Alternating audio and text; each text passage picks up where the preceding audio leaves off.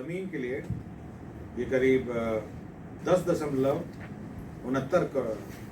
Decimal ज़मीन है, 10 एकड़ 69 डेसिमल। तो 10,38,912 रुपये में कुल 38,93,000 रुपये में भुगतान पर Patna metro rail corporation limited के लिए नगर विकास आवास को भूमि का स्थानांतरण किया गया।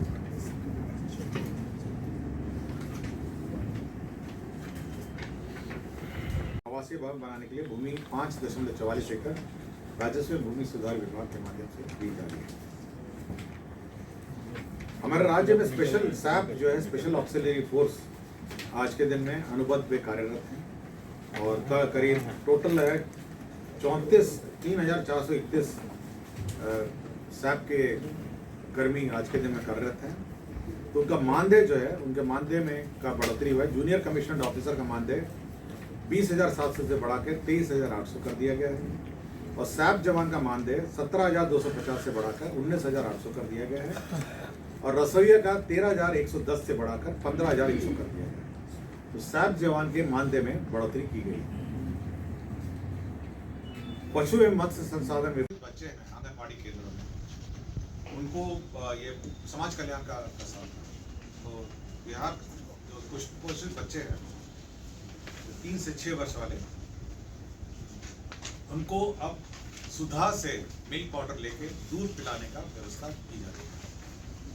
इसके अंतर्गत 232 करोड़ 20,70,000 का व्यय है। बच्चों को अब वहाँ से मिल्क पाउडर आएगा, मिल्क पाउडर को खोल के बच्चों को दूध पिलाया जाएगा। ये 3 से 6 वर्ष के बच्चों को 232 करोड़ 20,70,000 करोड़ रुपया। और प्रत्येक जो बच्चा होगा उसको 100 मिलीलीटर दूध होगा और 12 ग्राम पोषक सुधा से तैयार कर दिया जाएगा। तो 100 मिलीलीटर दूध हर बच्चे को दिया जाएगा। जो महत्वपूर्ण निर्णय है जो है शिक्षकों की नियुक्ति के संबंध में है। आपके प्रथम चरण की नियुक्ति हो गई है, अब द्वितीय चरण की नियुक्ति हो गई और जितने वैकेंसीज हैं उसके बाद फिर से नियुक्ति होगी। इसमें जो बिहार राज्य विद्यालय अध्यापक नियुक्ति के आलोक में पंचायती राज और नगर निकाय के जो पद हैं अब उनको सरेंडर करके रेगुलर जो बीपीएससी से बहाली हो रही है उसके पद सृजित किए गए। तो इसमें पहले उच्च माध्यमिक शिक्षक में 18,830 पद थे, माध्यमिक शिक्षक के 18,880 थे और 6 से 8 वर्ग के 31,982 थे। इन सभी को सरेंडर करके रद्द करके अब 18,830 बीपीएससी नियुक्त करेगा। 11 से 12 कक्ष में, 9 से 10 कक्ष में 18,880 और 6 से 8 में 31,982। आप टोटल कर लीजिए, मैं फिर से पढ़ देता हूँ। 11 से 12 कक्ष में 18,830, 9 से 10 वर्ग में 18,880 और 6 से 8 में 31,982। तो कुल कितनी नियुक्ति होगी इन तीनों का आंकड़ों को अगर हम स्पष्ट है। आंगनबाड़ी केंद्र में समाज कल्याण का प्रस्ताव राज्य में जो अभी आंगनबाड़ियों में जो खाना बनता है वो लकड़ी के चूल्हे में लकड़ी से बनता है। अब सरकार ने यह ठीक किया है कि ये इससे प्रदूषण भी बढ़ता है और बच्चे और वहाँ पे जो बच्चे जो रहते हैं पढ़ते हैं उनको भी कभी स्वास्थ्य में प्रभाव पड़ता है। सरकार ने अपने 1,15,009 आंगनबाड़ियों में यह निर्णय लिया है कि धुआं रहित एलपीजी के 2 गैस सिलेंडर उपलब्ध कराए जाएंगे और चूल्हा, जिसमें 74,75,58,500 रुपये लगेंगे और गैस का रिफिलिंग होगा 165,75,09,700। तो अब गैस से खाना बनाया जाएगा आंगनबाड़ी केंद्र, क्योंकि लकड़ी का जो चूल्हा है उससे प्रदूषण बढ़ता है और बच्चों की सेहत में असर होता है। तो गैस सिलेंडर चूल्हा का क्रय होगा और उसका रिफिलिंग होगा। तो 2 मिला के 74,75,58,500, साथ ही साथ गैस रिफिलिंग का 165,75,09,700। विभिन्न शहरों में जो नगर विकास आवास का प्रस्ताव है, विभिन्न शहरों में जो जल निकासी की योजनाएं आज शुरू की गई, सबसे पहला जो ये आत्मनिर्भर बिहार के 7 निश्चय 2 के अंतर्गत है। सबसे पहला है जहानाबाद नगर परिषद में जल निकासी का स्ट्रॉन्ग वाटर ड्रेनेज जिसको हम लोग कहते हैं, उसमें 49 करोड़ 20 लाख का योजना स्वीकृत। शिक्षा में आउट ऑफ स्कूल चिल्ड्रन के बारे में जो कार्य है बहुत ही लंबी काफ़ी इनका विस्तृत इनका कार्य हो गया है, जिसमें सभी बच्चों को 75% न्यूनतम अटेंडेंस और अगर कोई शिक्षक अनुपस्थित होगा तो क्लास 1 और क्लास 2 की कक्षा भी लेंगे। मध्यमान भोजन कैसे संचालित है उसकी समीक्षा करेंगे और जो ब्लॉक रिसोर्सेज केंद्र हैं और डीसी के माध्यम से ये अपनी हाजिरी भी लगाएंगे ताकि हाजिर हो सके। चिकित्सा जांच बच्चों का कराएंगे और खेल कूद में इनको संबद्ध करेंगे। तो इनका जो कार्य है अब काफ़ी इसका विस्तार बढ़ गया है और ये रेगुलर जॉब की तरह अब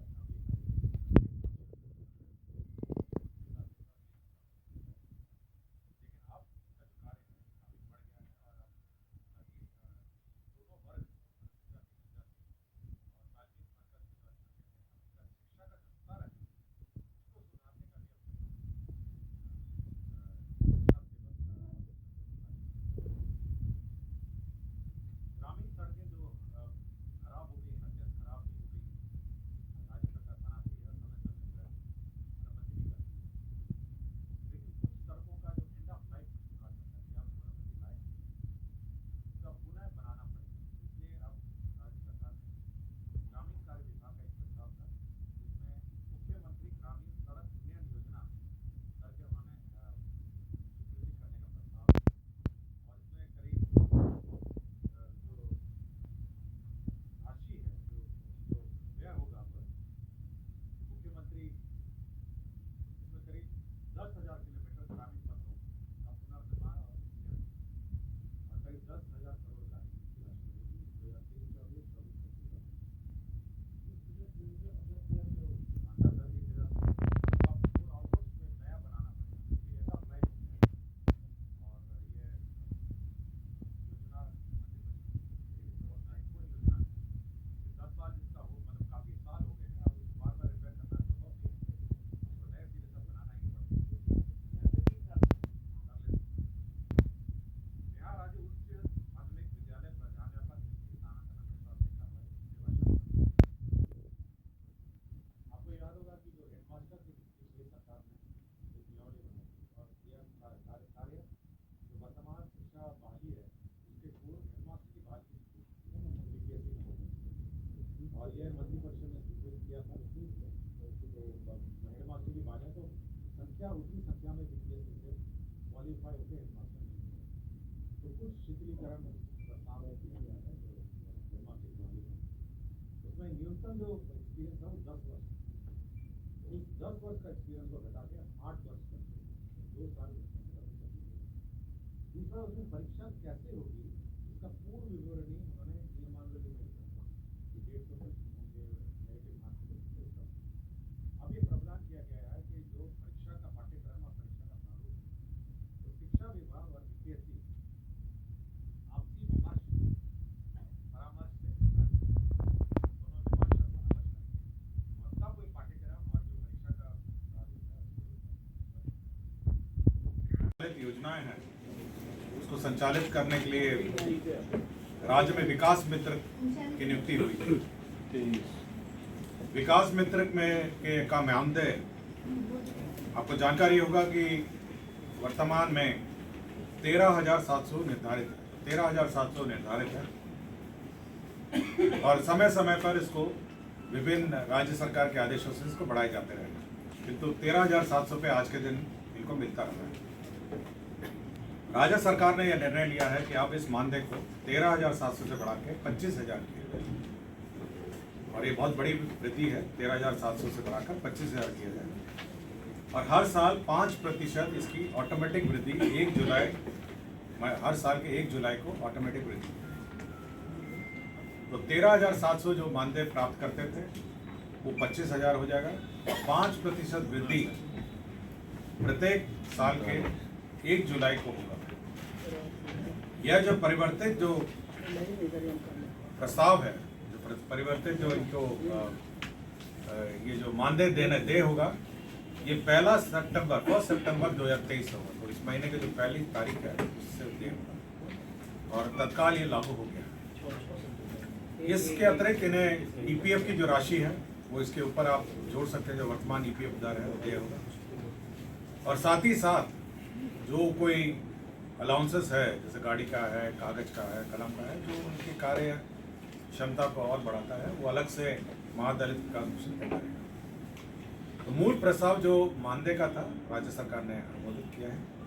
साथ ही साथ इनके कार्यों के बारे में भी विस्तृत से चर्चा हुई है और अब इनमें विस्तृत कार्य भी इनको अलॉट किया जाएगा विकास मित्र को, ताकि अनुसूचित जाति जनजाति के जो परिवार हैं और देहात में, अपने गाँव में, उनको सरकार द्वारा उपलब्ध कराई सुविधाएं और योजनाओं का लाभ है। तो यह एक महत्वपूर्ण निर्णय था जो कितने विकास मित्र होंगे सर? पहले पूरा कर लें दो भाई। इसमें कुल विकास मित्र जो हैं 9,825 लोग हैं।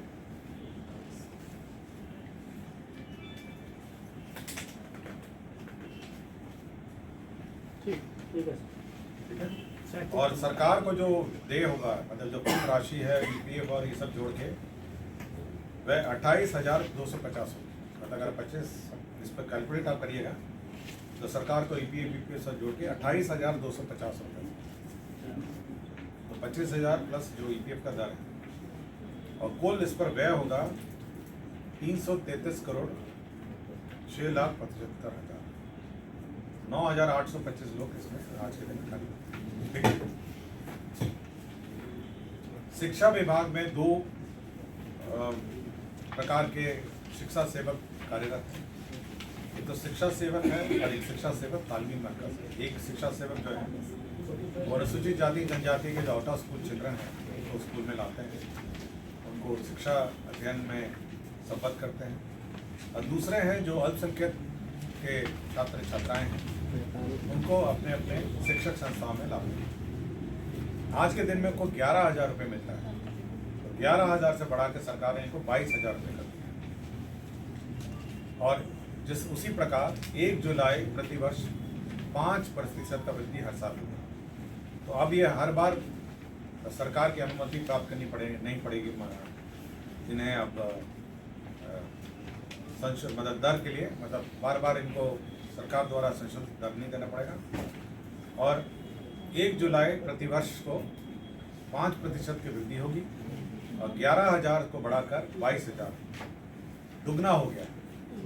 और साथ ही साथ जो ईपीएफ का दर है और बाकी जो अन्य दर हैं वो यथावत है।